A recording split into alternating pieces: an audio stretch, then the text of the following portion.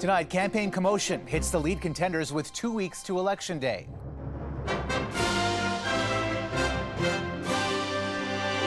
The spiraling public clash over the Conservatives' game plan.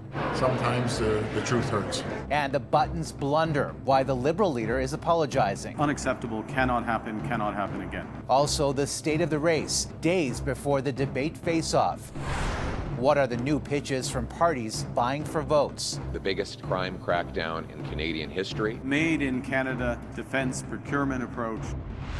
Donald Trump hits at another tariff reprieve. Will Canada be spared? I'm looking at something to help some of the car companies.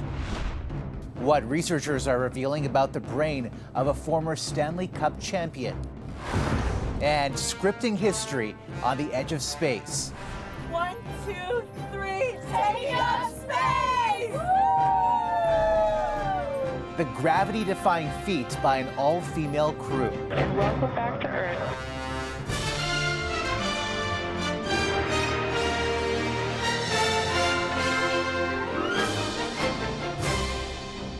CTV National News with Omar Sachedina.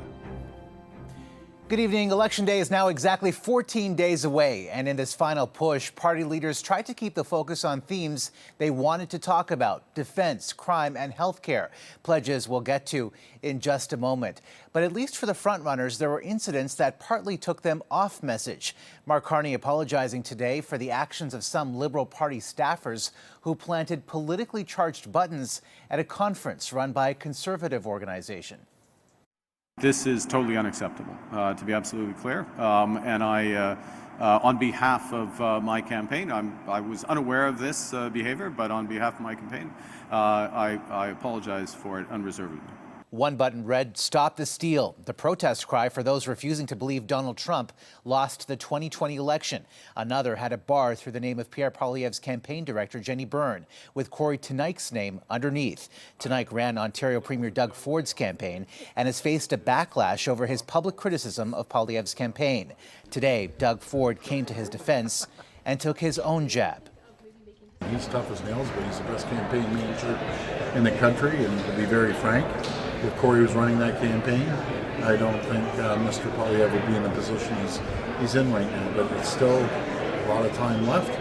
We still have debates. At the end of the day, the people will decide which way they want this country to move forward. But sometimes the truth hurts. And for more, let's go to CTV's chief political correspondent, Vashi Kappelos. Vashi, how unusual is it to see these private divisions to be exposed so publicly, and how are the federal Conservatives reacting? Yeah, it's definitely extraordinary, Omar, to see two such high-profile Conservatives in this country so openly at odds, particularly at this juncture, right? It's not after the outcome of the election. It's in the middle of the election, and I think that has been kind of remarkable to see unfold. I spoke to Melissa Lantsman on my program earlier. She's the deputy leader of the party. I put this whole thing to her, exactly what Doug Ford said today. She contends that though there may be disagreements between Doug Ford and Pierre Poilievre, when you go a number of layers down through all the MPs and MPPs, that there is actually no love lost, that there is love, I guess I should say, between everybody, that they do get along, and that the kind of animosity that you may see, and I'm paraphrasing at this point, but the animosity you may see play out at the top levels certainly does not speak for the entirety of the Conservative world in Ontario and federally. So she contends it's kind of a lot ado about two people and not the rest of the movement. All right, let's get back to that apology from Mark Carney now. Will that be enough to put an end to the controversy? Yeah, I think it's a great question. I think perhaps he might get some additional questions about who is responsible here and why they have just been reassigned and not fired. I think mostly, though, it might play into the debate because the Liberals have certainly taken to likening Pierre Poilievre and the Conservatives to the MAGA movement or to Donald Trump. If they do so, if Mark Carney does so in the debates, you can only imagine that Pierre Poilievre will use this incident to push back on that, Omar. All right, Vashi, thank you. And speaking of those debates, with the first of two campaign debates just days away on Wednesday, here's the current state of the race. The latest poll from Nanos Research shows the Liberals at 44.8%, giving them a 7-point lead over the Conservatives at 37.8%. The NDP is at 8.8, the Bloc at 5.5, the Green Party below 2, and the People's Party just over 1%. The Conservative leader made a pledge to use the notwithstanding clause, or Section 33 of the Charter, that allows for the limited override of certain rights and freedoms. CTV's Rachel Aiello on when Pierre Poilievre says he is promising to use it and how his political rivals are reacting. If Conservative leader Pierre Poilievre becomes Canada's next Prime Minister, he's promising to make it possible once again for judges to issue consecutive sentences to those convicted of multiple murders. Someone who takes multiple lives should be held accountable for each one. To do so, he would invoke the notwithstanding clause to override a Supreme Court ruling that deems certain sentencing and parole practices unconstitutional. In a case involving Quebec mosque shooter Alexandre Bissonnette, in 2022, Canada's top court struck down Harper-era criminal code legislation that Poilievre now wants to bring back. The Conservative leader also vowed to only invoke the contentious clause on matters of law and order. We will only use Section 33 to fight crime. We will bring in the biggest crime crackdown in Canadian history to protect the constitutional charter rights of Canadians. But experts in criminal justice and civil liberties expressed serious reservations about what Poilievre is proposing.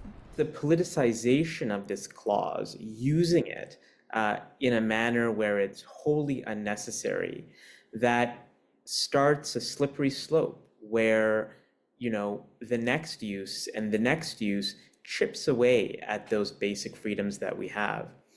Asked what they made of the Conservatives' approach, the Liberal and NDP leaders called it dangerous and wrong. We have a charter of rights and fundamental freedoms in this country, and it's the responsibility, in my view, of the Prime Minister, of the Government of Canada to defend that charter. I think we should not be using the notwithstanding clause. I'm concerned with the fact that it's being used more and more. No Prime Minister has ever invoked Canada's notwithstanding clause. In defending his intention to do so, Poilievre says his plan would protect the charter rights of law-abiding citizens and victims of crime. When asked to give an example of a mass murderer being granted parole, Poilievre didn't name one, stating it's his position that Canada's most notorious killers should never be eligible to be set free. Omar? Rachel Aiello in Montreal tonight. Rachel, thank you. Mark Carney revived a Liberal campaign pitch to fast-track defense procurement. CTV's Colton Prail on the plan and the skepticism behind it. Mark Carney says he'll succeed where others have repeatedly failed. Today, defense is not only about manpower, it's about brainpower. The Liberal leader is promising a new centralized defense procurement agency, advanced computing research, and a Buy Canadian priority. A key element will be to boost Canada's domestic defense industries and production. Critics say they've heard it before. Conservative candidate James Bazan calling it a rehash of broken Liberal promises. Experts don't entirely disagree. Basically nothing was done with them. So really, I think it all depends on what's taken with these proposals, which could turn into something meaningful. Canadian defense companies say major changes need to happen to make a Buy Canadian plan work. Be efficient, be dependable, be reliable as a customer, and we'll build it for you. We want to build it for you. Ventus Respiratory says they were approached by the Department of National Defense 8 years ago to help reduce toxic inhalation of heavy metals. Now their respirators are used by special forces around Europe, but not in Canada. The CEO says Ottawa needs to allow innovators to pitch unprompted solutions directly to government, like in the United States. Others argue the government needs to take more risks with its money, investing more in smaller Canadian firms building new technology. There's not a lot of investable early stage startups that have kind of made it because they don't have a customer that's buying them. Experts say complete independence from the American defense industrial complex isn't realistic, but there are a number of areas where Canadian capabilities already exist and aren't being taken advantage of. Omar. Colton Prail in Ottawa. And the NDP leader made a proposal to boost Canada's healthcare system. With more on his promise for more nurses and the timeline, here's CTV's Abigail Beeman. The NDP is promising to hire 35,000 nurses by 2030 and offered a few suggestions to make that happen. They want to fast-track accreditation for internationally trained nurses, actively recruit American nurses, stop relying on private agencies, require provinces to meet nurse-to-patient ratios, and tie new health transfer money to hiring and retention. And Singh tied healthcare to the major campaign issue, Donald Trump's threats. But we know he's got his targets on healthcare in Canada. And so a part of the fight back and saying, no, we don't want to be the 51st state, we want to defend who we are as a country, is defending the values that we care about. Many of these ideas are things we've heard before from the NDP, and that's part of their messaging now in week 4 of the campaign, consistency. At every opportunity, Singh reminds voters that with just 25 MPs in the House of Commons, the NDP were able to make big wins on pharmacare and dental care. Singh took his campaign here to Montreal this afternoon. He has an event centered on capital gains tomorrow and then turns to debate prep. Abigail Beeman, CTV News, Montreal. Well, the U.S. president has been a key figure in this Canadian election. Donald Trump spoke today about another potential tariff exemption. This time, it's for the auto industry. I'm looking at something to help some of the car companies where they're switching to parts that were made in Canada, Mexico, and other places. And they need a little bit of time because they're going to make them here. When Trump announced the 25% auto tariffs last month, he called them permanent. He also said today he is looking at new tariffs on computer chips and pharmaceuticals. And experts say Donald Trump's new immigration policies could be behind a new surge of people seeking asylum at a major border crossing near Montreal. The threat of mass deportation in the United States, he actually revoked some programs that these people were in. There were more than 1,300 applications at the Saint-Bernard-de-la-Colle crossing in March. That's almost twice the amount as February. This was followed by more than 500 in the first 6 days of April. A battle over deportation is brewing in the United States tonight. The president of El Salvador telling reporters he will not return a man who the Justice Department in the U.S. says was deported by mistake to his country back to the United States. Here's CTV's Washington Bureau Chief Joy Malbin. He's one of President Donald Trump's closest allies in Central America, becoming kindred spirits after Trump began deporting gang members to El Salvador's notorious prison. El Salvador's President Bukele says he won't return the Maryland father the Trump administration admits was deported by mistake. The question is preposterous. How can I smuggle a terrorist into the United States? I don't have the power to return him to the United States. The Supreme Court ordered the Trump administration to facilitate the return of Kilmar Abrego Garcia. If the Supreme Court said bring somebody back, I would do that. I respect the Supreme Court. Today, the president seemed to walk that back. His administration accuses Garcia of being a gang member without evidence, and his fate now in Salvadorian hands. If they wanted to return him, we would facilitate it, meaning provide a plane.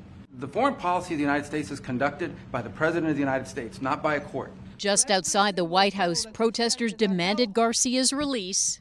Bring Kilmar home now. The U.S. is paying El Salvador $6 million to house detainees and is asking the courts to approve a new U.S. military base along a sliver of federal land on the U.S.-Mexico border to detain migrants. This as the president explores new ways to deport what he calls dangerous American citizens.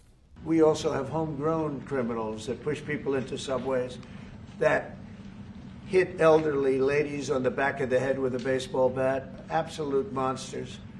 I'd like to include them in the group of people to get them out of the country. Garcia's lawyer says they're not giving up, suggesting it might take a contempt order to prompt the Trump government to return Garcia home. Omar? All right, Joy Malbin in Washington. Joy, thank you. Coming up. It wasn't a destination. It was a journey, and it was a supernatural one. Who was on board the first all-female space flight? Plus, breaking the cycle of rising bike thefts. Which Canadian city has seen a sudden surge?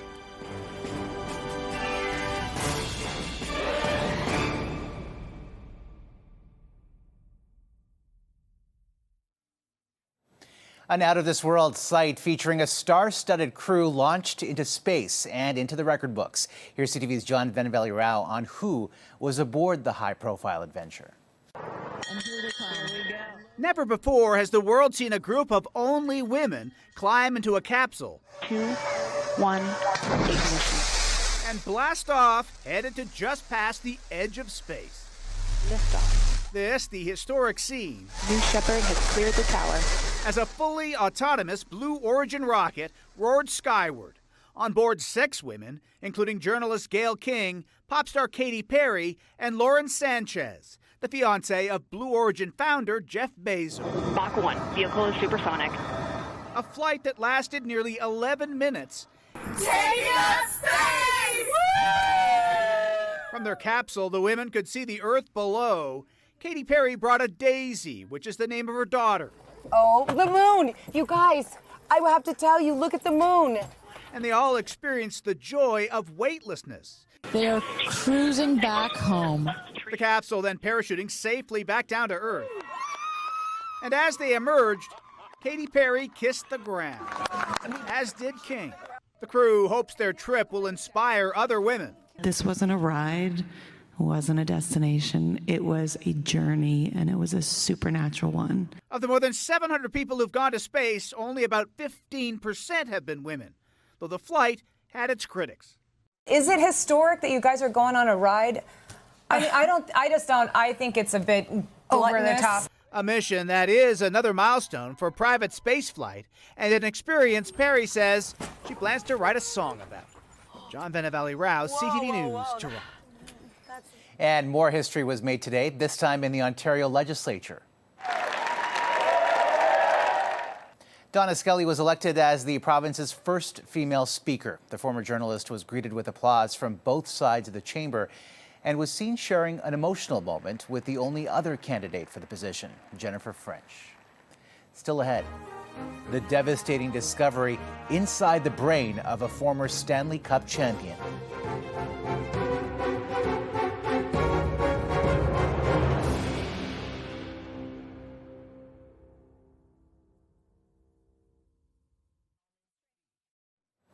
The family of deceased NHL player and Stanley Cup champion Chris Simon say the effects of CTE have been discovered in his brain, the disorder likely caused by repeated head injuries.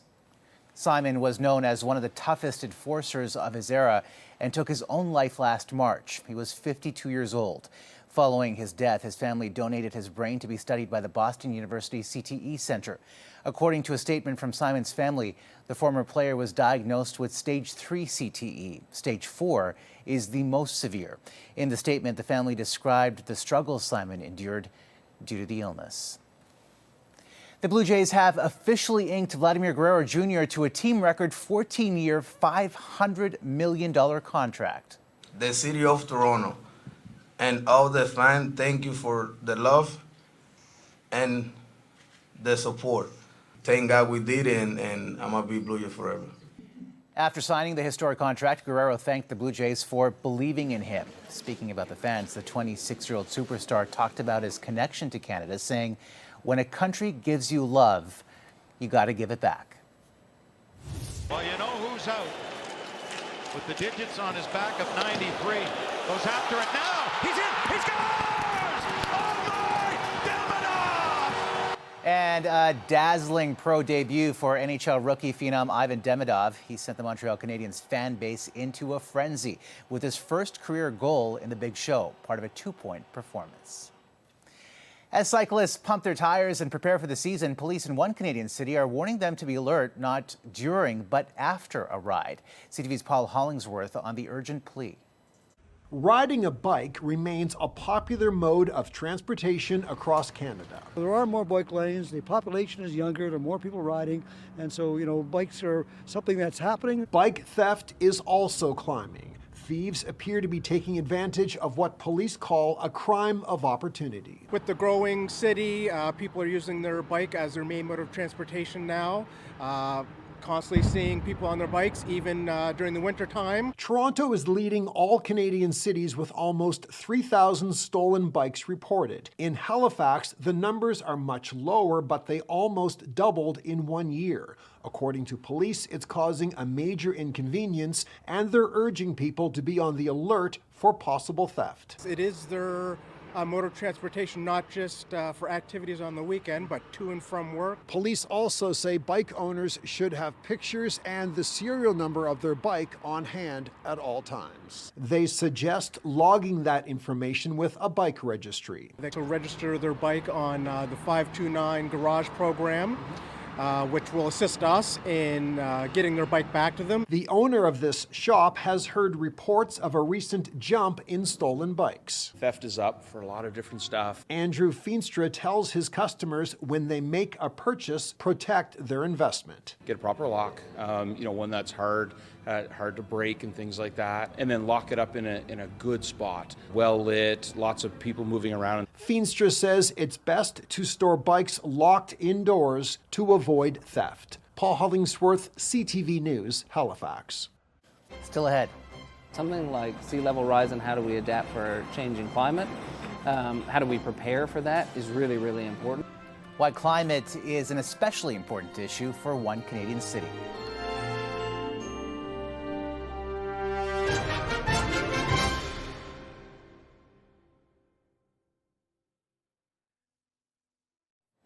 We've been checking in on Canadian voters in cities across the country this campaign, and tonight we're heading to Summerside, Prince Edward Island to see what matters most to them there. Here's CTV's Sarah Plowman. The sea is part of Summerside.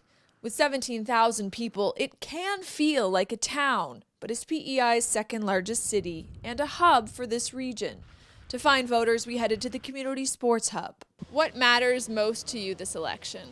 For this election, I'm particularly concerned for young people and where they are with jobs and housing. The economy and the carbon tax drop on that, I think that was a big thing. Voters like Ed Nickerson are following the race closely. I want a government that's going to stand up to Trump.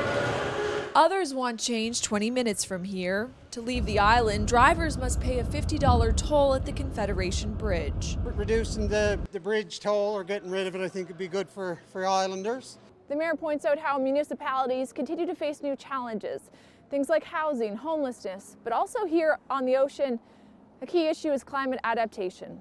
So something like sea level rise and how do we adapt for a changing climate, how do we prepare for that is really, really important. Summerside's mayor also wants more funding for municipalities as they take on more. I don't think there's one municipality across Canada that thinks it's fully funded. But this senior who works part-time says the priority should be health care. New doctors, more nurses, right? Voters have a long list of issues they want fixed, but are also tired of lofty promises. Canadians are not stupid. We know there's things that they cannot do until they get into Parliament, until it goes through legislation and gets passed. A window into what matters here and their view of the best path forward. Sarah Plowman, CTV News, Summerside, Prince Edward Island. And that's a snapshot of this Monday for all of us at CTV National News. Thank you for watching. Good night, and see you tomorrow.